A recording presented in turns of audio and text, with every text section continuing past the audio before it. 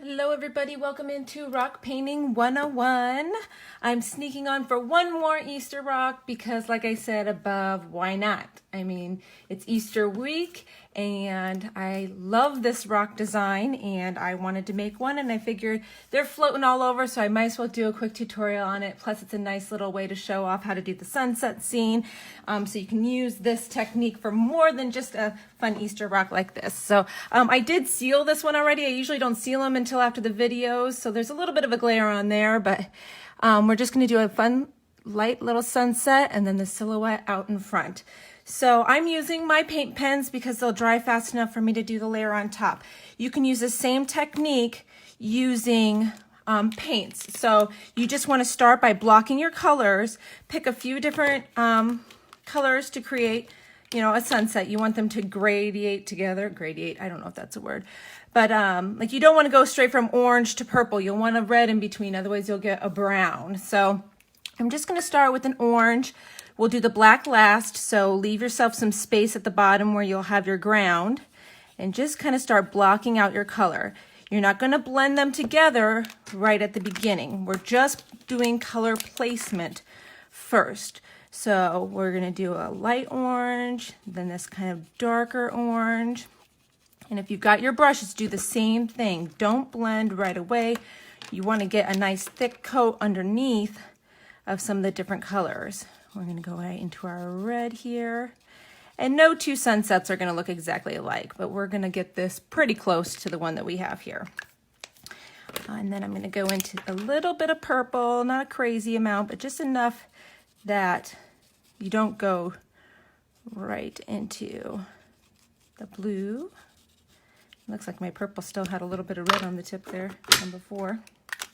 And it's okay if you get a little bit of the different colors on it. So let's go blue here. And we're going to go all the way into black at the top. There won't be a lot of black showing when you're done. But you do want that dark at the top because when we go in and start blending, it will help make that blue nice and dark at the top. And you also curve down to the side, almost like a rainbow effect, because the sun's going to radiate out so that it will get darker towards the edges. So kind of tuck that down, and you can take this all the way around the corners of your rocks if you want. Oops, I touched that one. But I'm just going to primarily work on the top of this rock for today. Okay, so once you have your main color blocks out, then we're going to start working on our blending. So I'm seeing a couple comments already here, and I didn't refresh my screen yet. So we've got kind of our layers of the light going out into the dark.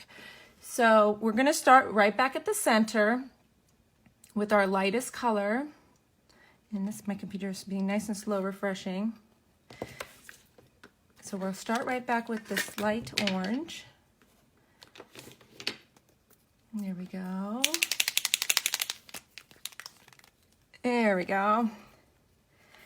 We'll start right in the middle, and we're just going to kind of get it nice and wet again and go right into our next color. Just push right into it like that.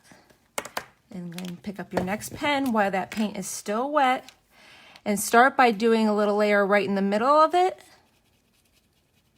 and then along the edge, and you'll kind of pull some of that other color together with it. Just like that. And then you can even take a brush. Now I don't get it wet. I don't dunk it in the water. What I do is I put a little water on a paper towel like this and kind of pat back and forth, because you don't want your brush very wet. It's just enough to kind of move them around and kind of blend them together, just the very slightest bit. If you get it too wet, you'll actually pull the paint back off. See, and just like that, you can blend those two colors together. And then we'll go back in with our orange again and do a line right by the edge of the red. And then we'll do the same thing. And we'll go red. First go through the middle so you get your nice solid color. And then you can go right along that edge and kind of pull a little bit of that orange in, like so. So you get that little blended area.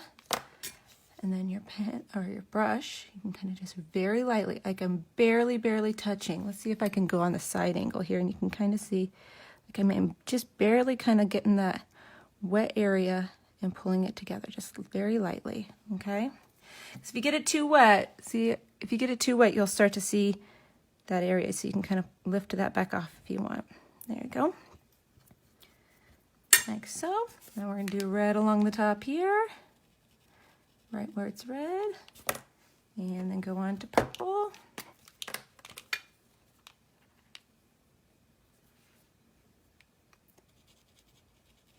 And I'm going to go right where it's purple first, and then go where we're blending a little bit together.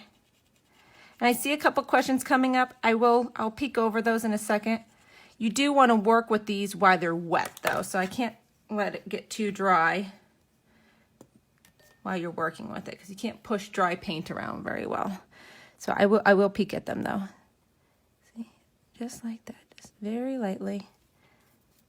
I almost have too much wet on that brush. If you feel like you're picking up paint, that means your brush is too wet, and just dry it off a little bit. Here we go. It's a little bit better. And you can kind of pat, pat, pat along too, if going back and forth is lifting too much paint.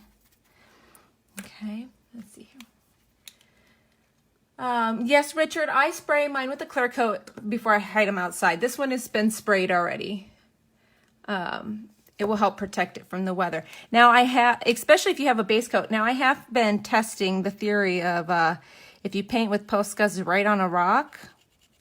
I actually had one sitting in some water for a while, and believe it or not, the paint did not start coming off. So I am testing that theory just a little bit. So, but the finishing coat gives it a nice little shine as well, which is very pretty. So I suggest to put some sort of seal on it, and hopefully I'm not too far out of frame here. There we go. Blend in with our purple. Like so. Just get most of that other color off of here. Just kind of blend these together. And I kind of like that kind of tapping motion is doing better, because if you have a base coat on your rock, your paint doesn't quite soak into your rock. If you're going directly onto a rock, it will kind of soak in a little bit more. There we go. Now we're going to do our black. Now I'm not going to pull the black into the blue. What I'm going to do is I'm going to do black and then the blue, because I want more blue than black. But let me replace some of my caps here, just so we don't end up with a bunch of dried out pans.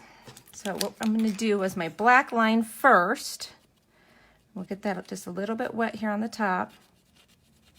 I've got kind of a funny shape at the top of this rock. It's kind of bumpy and lumpy. Just like that.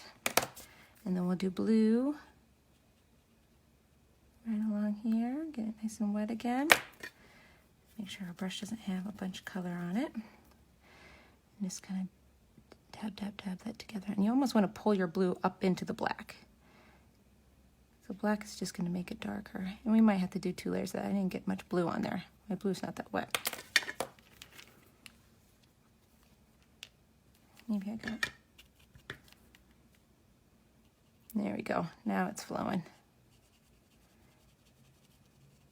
And it's okay. If you mix a little bit of paint on your pen, it's okay. You can clean these pens really easily. You can clean the tips. And even if you just, on your damp paper towel, kind of dab a few times, you'll see the black's already back off. There we go. And we're just going to pull this out, because I don't actually want black at the top. I want it to be kind of that really dark blue. There we go. And I'll clean up the edge of my rock later. There we go. So now we've got, you know, our gradation, my fun word, sunset. And this area's been drying a little bit longer, so it will be dry here really quick, and we can do our silhouette on top. So I am going to start filling in the bottom with black, and try not to touch the sides too much, and hold it where you guys can actually see what I'm doing. So I just start at the bottom and work my way up, and then you'll create whatever land line that you want at your sunset, because, you know, ground isn't super duper flat, so you can make it kind of hills. You can make rolling hills, but just meet your color all the way around, like so.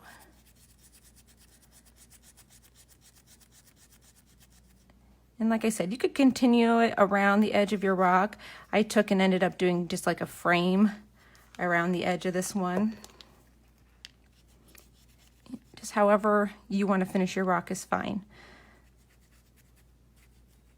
I almost have like these little lumps and bumps over here. There we go. And I can tell the sunset's a little bit dry. That's why I use these pens though. If you're using regular paint and you've been blending on your rock quite a bit, you're going to want to make sure it's nice and dry before you start doing the silhouette over your sunset. But these dry really quickly, so I'll be able to get through it today without you sitting around for too long. I still see a little bit of wetness in the red area there, but for the most part, we're almost there. So I am going to show you, while that's finishing up, if you go along your horizon line here, I'm going to use the extra fine. This is the 1M. The rest of these that I've been using are my medium tips, the 5Ms. This one's a 1M, so it's a little bit smaller. I like to use it when I'm doing smaller pieces. I'm just going to go along and just very, very little kind of create just a little bit of a ground, you know. There could be grass growing, or even if it's rocky, just go along that line there. Just give it a little bit of texture. Those little details kind of can sometimes make it look like you put a lot more time, but really we're just kind of almost making polka dots along the edge like that. See that? Just not much of a difference, but just enough to kind of give it a unique look. And our red is just about dry there. Now we're going to do the 3 crosses. Be extra careful not to touch up here where it is wet. It is drying quickly, but it's still a little bit wet. I always start with just doing the lines first. So just give yourself where they're going to go. So start for the center cross and just come straight up and decide how tall you want it to be, like so. And then you're going to put a line for each of your side ones. That way you can get them spaced out well. And I like to have my center one a little bit taller. The important one, you know, like so. Okay, and then you can adjust your ground too if you want to once you've got them on there, but I think we're going to look okay here. Once you've got those on there, then you can start. I like to make my crosses nice and skinny first, and you can always make them thicker, but you can't take it away. So just make a very simple cross shape, like so. And if you want them that thin, you can keep them that thin. I like them a little bit thicker, but like I said, if you start with the small lines and then you can build them larger just by following your same line. So I'm going to bring you in here, and we're just going to thicken it up a little bit. And see, I'm a little bit wet there still, but that's okay. Like so. And we'll do the same thing on the side ones. If you start pulling too much of the paint underneath, you can just take your pen and kind of dab it off. Just try to use a light touch if it seems like it's coming up a little bit. Like that.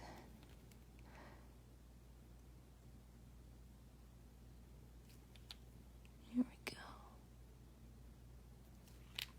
There we go. And you could make them even bigger than this if you want, but I'm kind of liking that size for this one.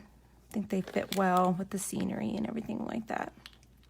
So this one's almost dry. I'll take it out to the garage and spray it. I mean, I did this one this morning, the top one, and I had already gone out and sprayed it. And then I thought, oh, you know what? I should have done a video for this one. So I hope you give this a try. Like I said, you can use this technique. We've used this technique before for other sunset videos and silhouettes as well, but this one just fits really well with the Easter theme. So if you give this one a try, definitely come back and share in the comments, and feel free to share this in your local rock painting groups as well. So everybody have a wonderful Easter weekend. Come back and share pictures on Saturday if you like on our weekend post. And yeah, I hope you guys all have a blessed weekend. Take it easy, everybody. Bye.